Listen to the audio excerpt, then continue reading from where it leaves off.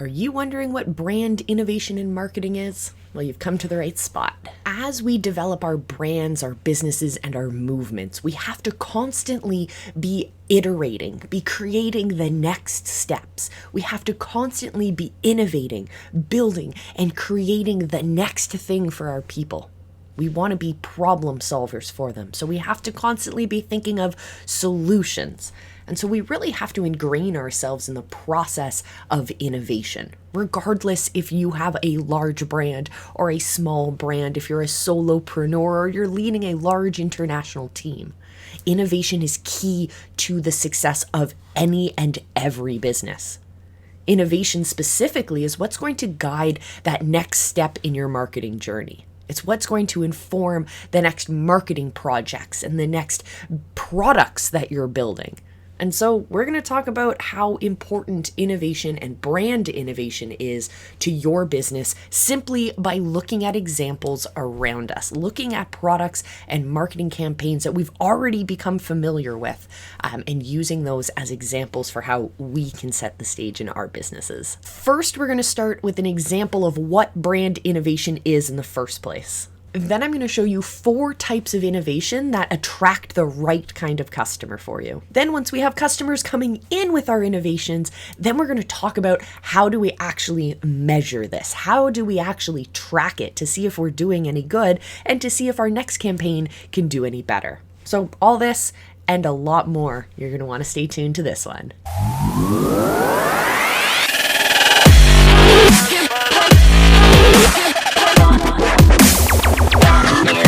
All right, let's start with an example of a brand innovation that you're probably familiar with. Whether or not you have kids at home, we have all been a child at some point in our lives, and I bet we have all played with Lego bricks. Those wonderful little toys that can be built into anything. I think Lego's really fantastic, and watching their brand innovation has been really interesting. So you might say, all right, she's talking about Lego. So she's clearly talking about all the brand sponsorships and all the licensing deals that have been made. So you can get your Star Wars Lego and you can get your Disney character Legos. No, that's not what I'm talking about in terms of brand innovation. I want you to think even deeper, more simplistically. I want you to think about each of those bricks themselves. One of the greatest revolutions in the toy business that has happened recently is the innovation that Lego has come up with. So enough with the suspense. Are we ready? The product of the bricks, those little bricks, Lego has changed the plastics that they use because they've been listening to their market. Their market are parents who are concerned about the future of the environment that they're leaving for their kids. And so Lego has shifted away from these non-consumable, these non-biodegradable, non-recyclable plastics into now biodegradable plastics. So Lego, yes, the joy will live on in our hearts forever, but the bricks now are biodegradable. They're innovating their materials in order to produce a better product that the customer is going to want. That speaks to a need, right? You're building bricks and toys for your kids. Why would you be listening to the parents of that market when they're talking about the environment? Well, it's because when you talk to your customer, when you market to your customer, you market holistically to them. You're not just giving them your product, you're inviting them into your movement. You're inviting them into something so much bigger than just a product, so much bigger than just your customer, so much bigger than your community.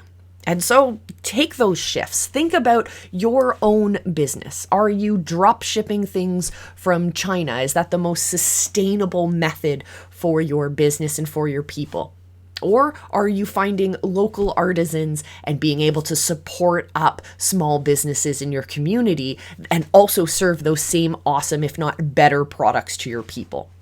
It's up to you guys. So look for those moments of innovation in your brand that can happen. And let us know once you find them, let us know down in the comments, where can you take that innovation? Where can you push it? Where can you go in your next step, your next iteration? Let us know down below. There are 4 types of innovation that you can start using inside of your business as you start growing, as you start changing, and as you start innovating in your brand and your product. So there are 4 different types that I want you to think about. The first one is incremental. Incremental means step by step by step.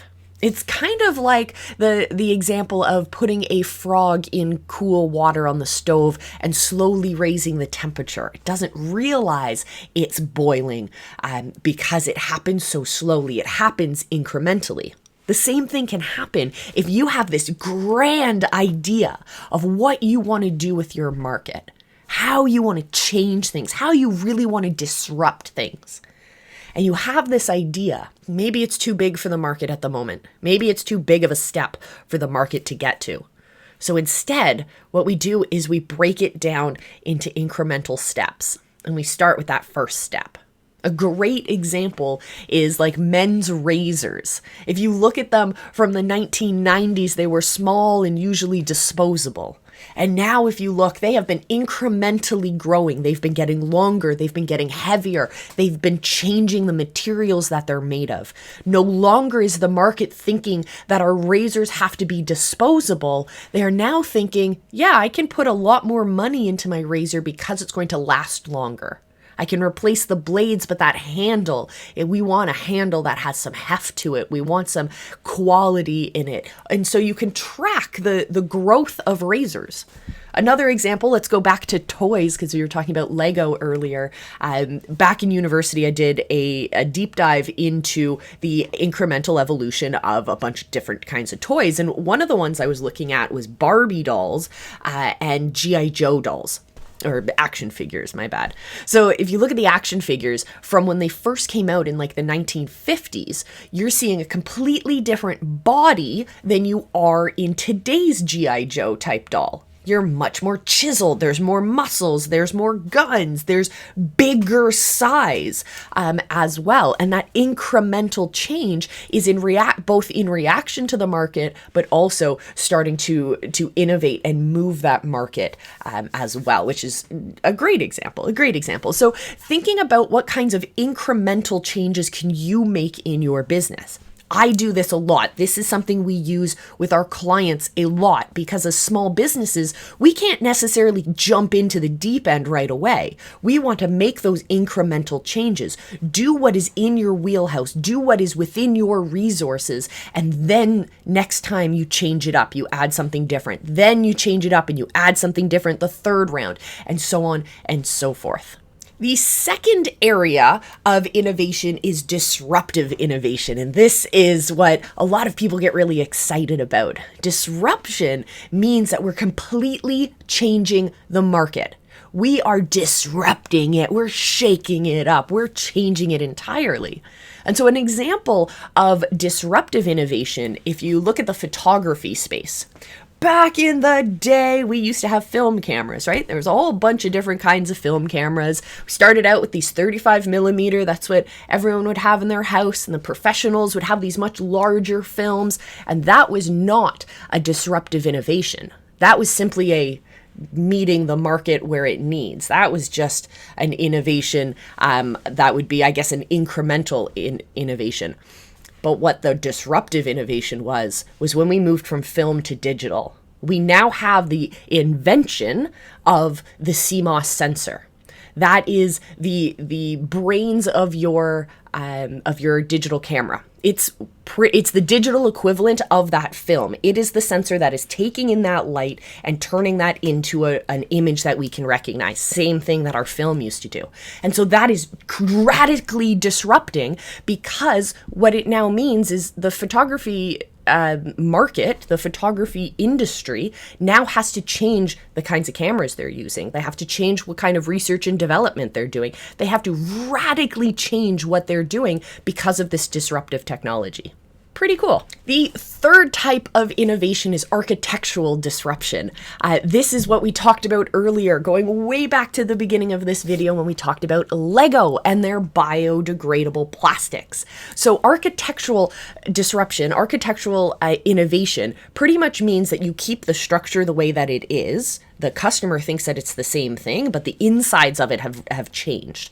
So as our cell phones increase in the technology that's inside of them, we don't necessarily recognize that, but it is going to be a larger change for the industry. Basically, what we're talking about here is reconfiguring existing pieces into a new design. That shifts the way that we use it, shifts the way that it works. The fourth area of innovation is radical innovation. So a great example for this one would be like the iPhone. When the first iPhone came out, that was one of the first really smart phones. Yeah, we had Blackberries in the past, we could text things, but it was the first phone that really gave us that computer feel in our pocket. That radically disrupted the cell phone market, and they started changing, and it kind of paved the way for our modern smartphone. It was that radical invention that started us down that path. Now, if you are into radical disruption, then why not radically disrupt that subscribe button and join us here on the channel? New videos every week helping you and your small business level up your innovation, your authority, your influence, and ultimately, your income online. Love to see you along for the journey. Now the question becomes, once we start bringing people in because of our innovations, how do we measure the success of our innovative campaigns? Well, there are a variety of different ways that you can go about doing this. It really depends on what is that metric that is most important to you and your business at that time. Are you looking for new leads? Are you looking for new projects? Are you looking for new JV partners? What is it that you are trying to accomplish with your innovation? Understanding, if we go back to the very beginning of the process, understanding where your market is and where it needs to go will help inform what those metrics that you're looking at are. So if you're looking if you intend at the onset to increase the number of joint venture partners that you're having, which means you're going to increase in your authority and increase in your influence to do that, what you're going to be measuring then is how many new leads have become possible JVs, and how many JVs have you been able to secure. Put that into your timeline and keep looking back at that every iteration.